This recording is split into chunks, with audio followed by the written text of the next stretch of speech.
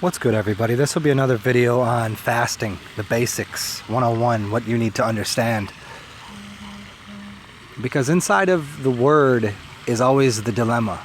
Because when someone says fasting, they don't necessarily know what that means. They assign their own characteristics to what that might mean. And the word fast or fasting means to hold strong, to like fasten to something, or to speed up. And both of those things have nothing to do whatsoever with caloric intake or abstaining from anything quite necessarily. It really doesn't. Although the idea of fastening or fasting is to latch onto an idea. And so that idea is usually pinpointed into something. So when people fast, they often mean they're fasting on water.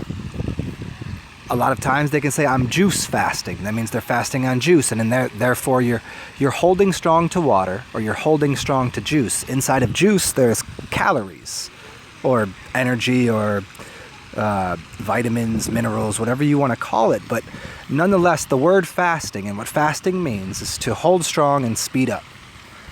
And you can get there by focusing on something. So it's to fasten your gaze.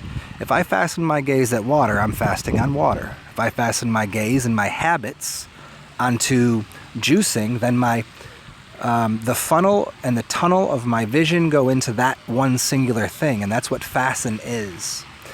So when someone fasts, you can fast in many, many, many different ways. People do bread fasts. They do fasting from meat, where they, Lent or whatever.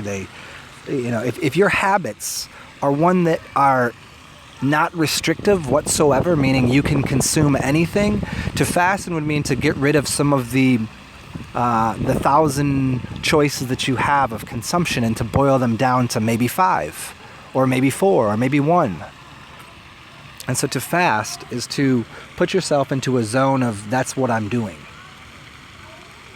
So when you start from there, you can understand a little further when I just made this video about my fast that I'm doing now, and what it is for me as an advanced practitioner, having fasted for 40 days on water, having fasted on urine for weeks at a time, many times, fasting on juice, fasted on even abstaining. See, it's not just consumption through the mouth, but consumption through what you might do. You could fasten yourself to a gaze on a mandala. That's a fast. You could sit there for an hour and stare at that.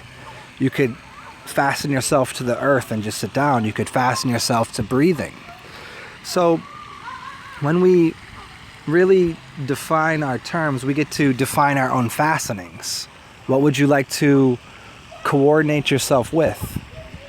So when you get into the point that I'm speaking of fasting as a way of elimination, and as a way of adjustment, and as a way of balancing, and where you are on your fastening to your mindset and ideals and goals and desires and things, most people, because they come from a paradigm of understanding fasting as just abstaining completely, they're not very much familiar with the idea that even if you're fasting on water, you're still consuming everything through your eyeballs and your ears, and maybe you're smoking cigarettes, and who knows, but there's a million different portals of energy coming into you.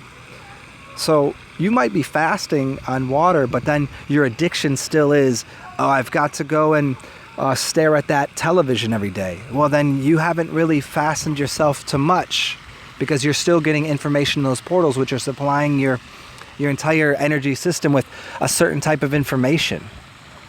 So when we really reconstruct and deconstruct, first deconstruct and then reconstruct our ideas of what fasting is, we can understand what the terms of your fast might be, and what the terms of my fast might be.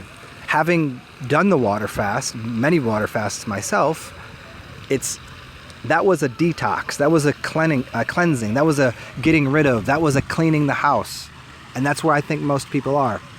And so your fast could be that. You could fasten yourself to a single idea of cleaning your house even. Not even consumption, but just literally you could fasten yourself to, let's go a little further here. If someone claims they're a plumber, they have fastened themselves to the idea that they are a plumber. If someone has fastened themselves to the idea that they're a fisherman, then that's what they have identified themselves with. And so as you get farther into these fasts, whatever they might be for you, you can find yourself in a way of balancing out what you think it is. And so when I speak of, I'm fasting on liquids, but I know what the liquids are.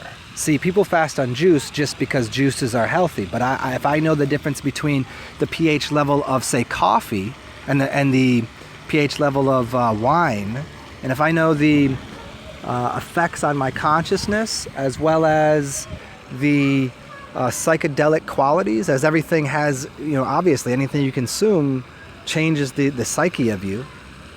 If I know those habits or those substances, let's use the word substance because it stands under me, if I know the effect that will have on me, then I can adjust my experience accordingly. Left and right, balance, or up and down, balance. Where most people, there's no reason for that to even occur because they need to eliminate everything with them. Because if you eliminate everything inside of you, then you can surely be lighter.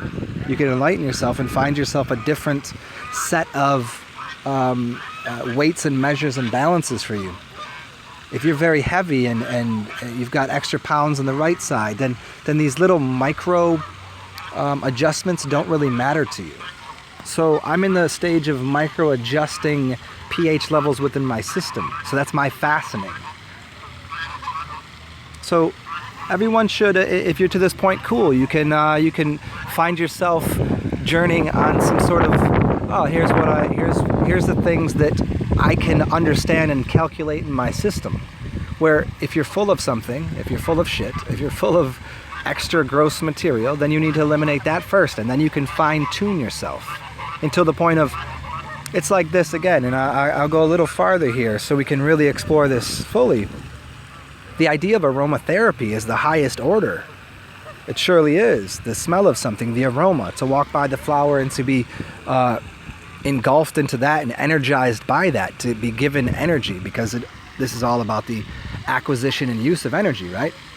So if you get to the point of that's a magical place to be. But for someone that is in detox mode, that is heavy, that has lots of weight, that needs gross material items, then truly take an essential oil and smell it. Yeah, that will give your mind a certain type of balance and clarity, but that won't have any resonant factors in your system. You won't be able to have any lasting results of, peppermint, it means to pepper the mind, and you could pepper the mind with one smell for 5 hours, but someone else that is very dense, like that might smell good right then, and they might get a little